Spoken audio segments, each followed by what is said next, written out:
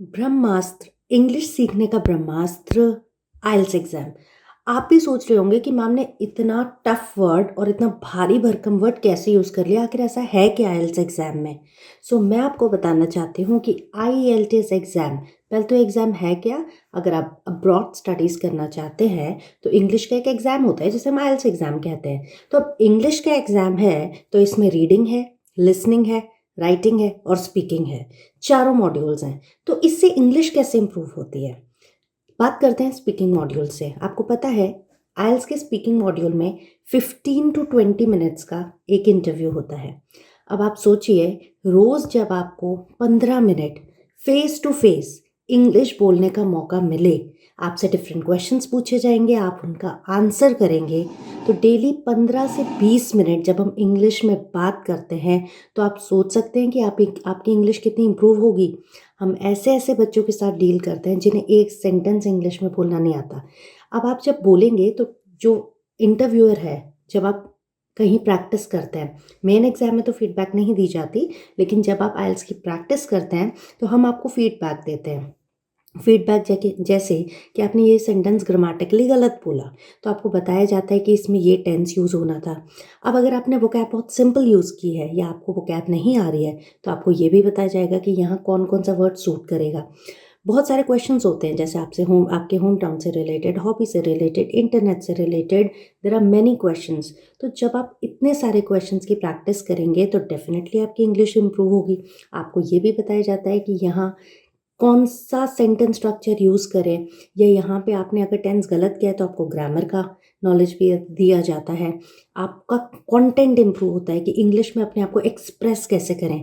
तो don't you think ये जो स्पीकिंग मॉड्यूल है, ये आपकी इंग्लिश की फ्लुएंसी कितना इम्प्रूव करेगा? रोज़ जब आप इनको प्रैक्टिस करेंगे, तो डेफ़िनेटली ये आपकी इंग्लिश इम्प्रूव करेगा, इज़न्ट इट? अब बात करते हैं राइटिंग मॉड्यूल की। राइटिंग में ऐसा क्या है? आइल्स में राइटिंग सेक्शन होता है। राइटिंग मीन्स ऑफ कोर्स जैसे ऐसे राइटिंग, इसमें एक ऐसे लिखना होता है।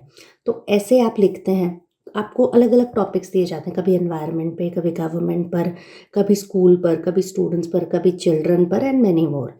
इन टॉपिक्स पे आपको क्या लिखना होता है? ऐसे लिखना होता है। अब टीचर आपको गाइड करता है कि ऐसे कैसे लिखना है। उसमें आप ग्रामेटिकल एरर्स करेंगे अगेन। आपको बताया जाता है present simple tense, simple present tense कैसे यूज़ हो। आपको बताया जाता है मोडाल शुड, आपको बताया जाता है कुड का यूज़, आपको बताया जाता है कैन का यूज़।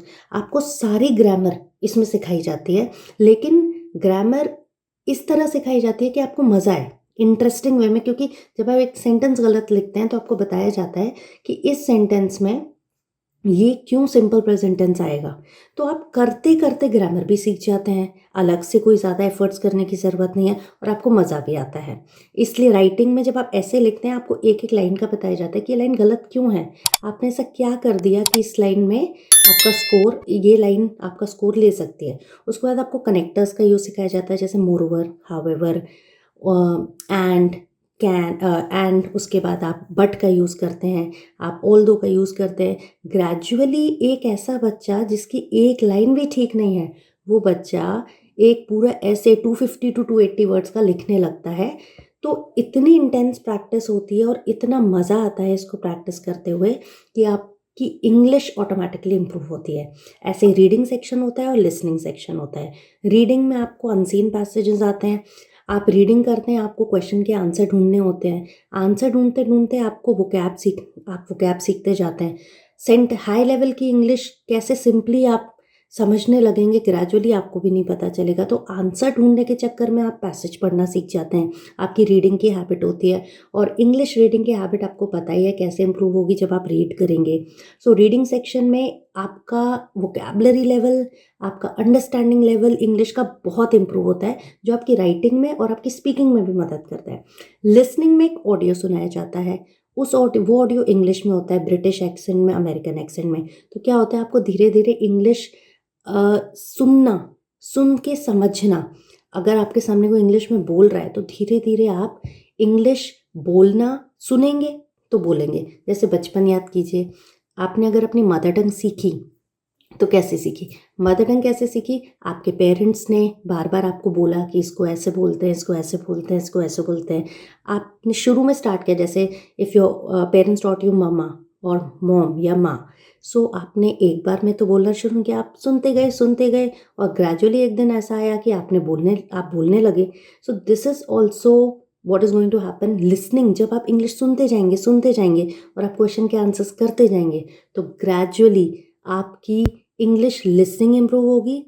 जब आप सुनेंगे, तो आपका ब्रेन समझने लगेगा तो आप बोलने लगेंगे और बोलते-बोलते आप इंग्लिश में माहिर हो जाएँगे।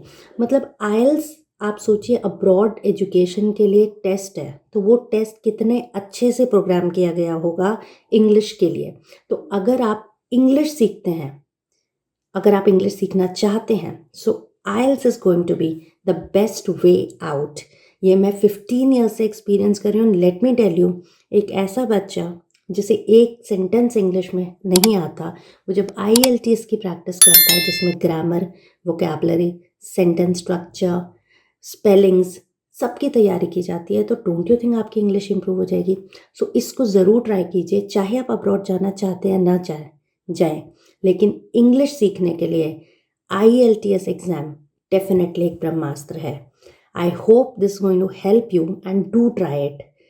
Do share, like and subscribe our channel for more such updates. Thank you and have a nice day.